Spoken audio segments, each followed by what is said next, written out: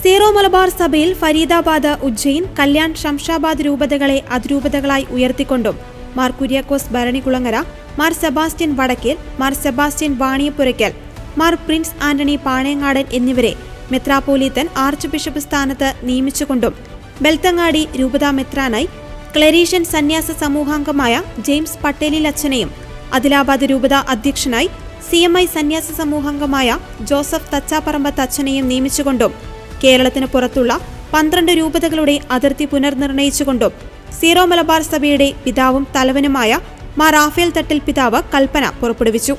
Zero Malabar സഭാ കേന്ദ്രത്തിൽ August 18-ാം തീയതി ആരംഭിച്ച 33ാമത് മെത്രാൻ സിനഡിന്റെ 2ാമത്തെ സമ്മേളനമാണ് പുതിയ അതിരൂപതകളെയും ആർച്ച് ബിഷപ്പുമാരെയും പുതിയ രൂപതാ മെത്രാൻമാരെയും രൂപതകളുടെ അതിർത്തി പുനർനിർണയത്തെയും സംബന്ധിച്ചുള്ള തീരുമാനമെടുത്തത്.